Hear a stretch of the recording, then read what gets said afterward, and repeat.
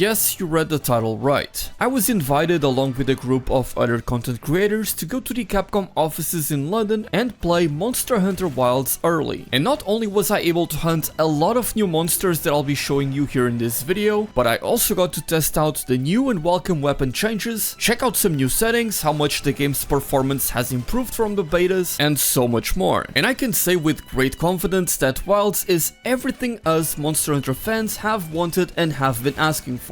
So with that being said, let's dive deep into everything that I was able to play and record for you guys. And of course, a huge shout out to Rurikan, Ark, Rage Gaming and the RX Gaming team, as I will be using some of their footage, as unfortunately my hard drive got corrupted and some stuff was lost in the process. So first things first, you might be able to immediately notice from the gameplay in the background that Monster Hunter Wilds has undergone some huge improvements, especially when it comes to the game's performance. So let's address that topic really quickly. The build that we played was a lot more stable and smooth compared to everything we played in the betas. And the best part about it is that this wasn't even the final build of the game. In case you were wondering, it was all played on console, specifically a PS5, and I tested both quality and performance mode. And I'm glad to say that they have both significantly improved. Quality mode looked a lot crisper, but my preferred way of playing, which is performance mode, was a ton better. In the public betas, I couldn't handle playing on performance mode on my PS5, as it made the image all blurry and grainy and it couldn't even run the game at a stable frame rate. However, this time around with the build that I played, I was able to comfortably play the game at a smooth 60 frames per second, while also looking much better than before, so that is a huge win. Now let's talk about the things that you guys are really here for. What about the hunts? What about the monsters? What exactly was I able to play and record? Well, we basically were able to play through the game from the very beginning and play through the story of the Windward Plains and the Scarlet Forest, and also do a couple of quests in the Oil Well Basin. So that was a lot that we got to experience and play through that I want to share with you all. And as you might see from the gameplay in the background, the monsters that I was able to hunt were actually, aside from everyone that you were already able to play in the betas, I also got to hunt Quematrice, Lala, Barina, Congalala, Ropo, Nerscylla and Uth Duna, which is where pretty much we were told to stop playing around that time. But to do all of this, it took about 5 or 6 hours, give or take, and this is going from the very beginning of the game. So let's talk about how it was to hunt these monsters, how they felt, and what was their hunt like.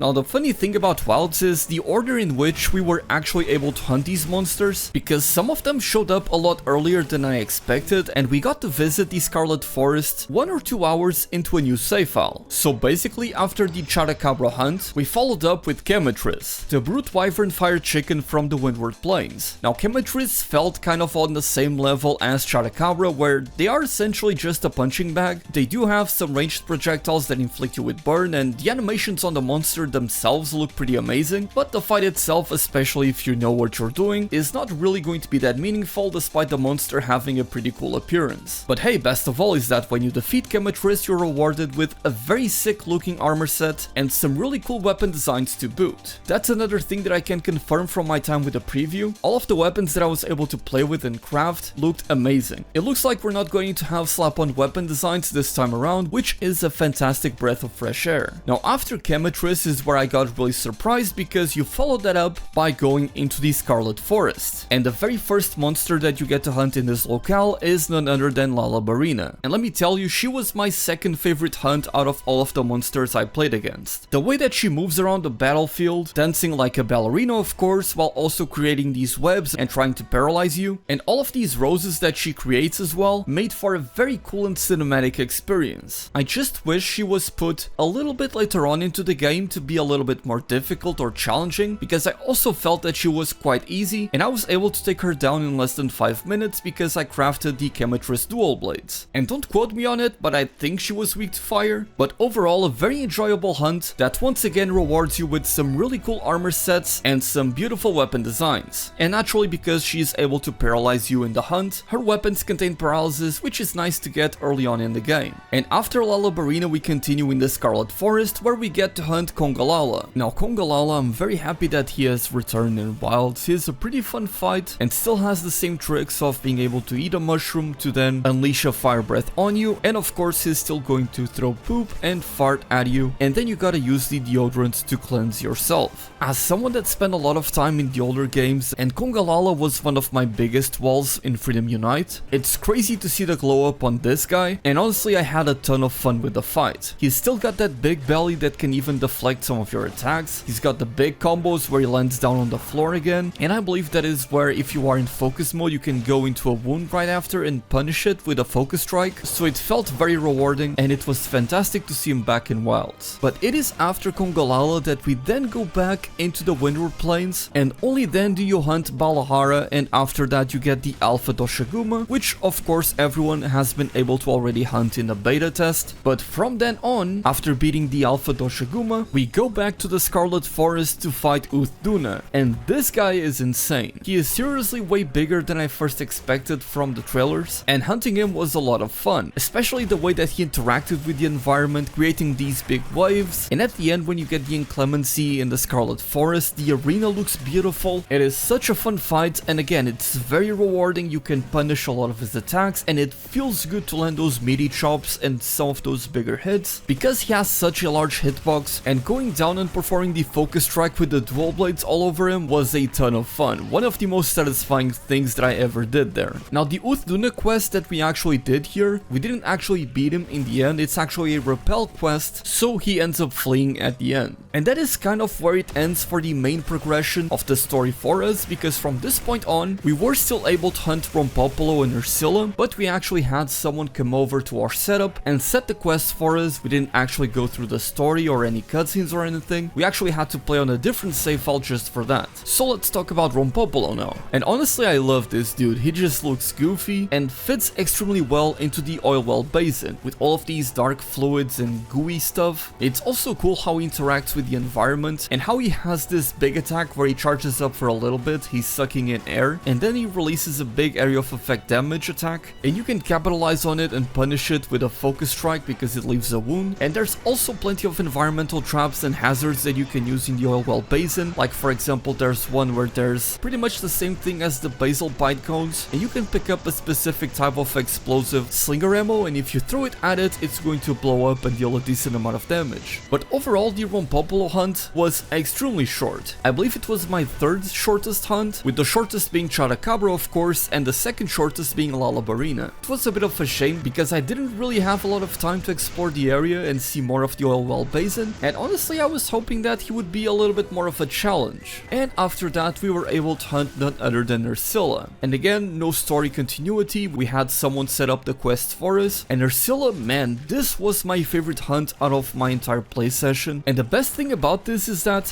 when we actually did this, we actually played this before Capcom revealed that Nerscylla was going to be in the game, so it was a huge surprise for us. And let me tell you, it was a lot of fun. They did Nerscylla justice by bringing back some of the more iconic attacks and also giving more emphasis to the way that she plays out. I feel like she actually dealt a decent amount of damage, and it was pretty cool the way that you can break her legs, break her crystal, and of course you gotta be really careful with Nerscylla because she can poison you, put you to sleep, or ensnare you in her webs, and you gotta be careful about all of that. She also interacts with the environment in some very cool ways, so you gotta look out for a lot of stuff, and it's just a very dynamic fight with a lot going on that again, I had a ton of fun doing it. Now granted, again, it really was a short quest because I believe I was using the Quematrice Intact Glaive and she's weak to fire, so it didn't really take a long time for me to get her down, but honestly out of everyone that I have hunted so far for Wilds, she might be my favorite fight. I guess maybe other than Arkvel that we got to hunt in the beta test, but at the time that I played against Nerscylla, she was absolutely my favorite. Now I should also mention that while exploring the oil well basin, I was also able to spot a Jarakan, the fire lion looking monster, but we weren't actually able to hunt him. I mean, we could, but they specifically asked us not to. But it'll be cool if these guys actually get a turf war with him. I think at the point in the story where we stopped is where after Repelling Uth Duna you likely return to the Windward Plains and then you deal with Raidao because Raidao actually shows up in some of the other quests, so it would make sense to actually hunt him then. And then maybe you move on to someone else like Rathian perhaps in the Scarlet Forest, then you actually hunt Uth Duna and then you move on to the oil well basin. But that's just speculation on my part at this point. point, but a big takeaway from these monsters is that I found all of the fights a lot of fun, none of them felt frustrating in any way, and I just wish that they had a little bit more HP because they went by so quickly. Now having said that, as I mentioned before, I did try out all of the different weapons for the weapon changes, the ones that were mentioned in the pre-launch community update, because this build that we played actually had it. So the Insect Glaive had the additional vault, the triple extract was buffed, and we also got the offset attack at the beginning of the setting slash. The sword and shield got some improvements to the perfect rush and the iframes, the lance, the switch axe also got some big improvements, and the bow and the longsword got some nerfs. Now given the time restraints that I have for these preview videos, I don't have much time to talk about these weapon changes in great detail in this video, so I will be saving that for a dedicated video, but the general feeling of it is that the Insect Glaive felt much better to play with, and as someone that already loved the Insect Glaive in Wilds from the beta test, now having these updates on top makes the weapon feel so much better. The sword and shield was a lot more reliable and much more powerful, the switch axe felt much better as well, and the lens is probably gonna be busted when the game releases. And I guess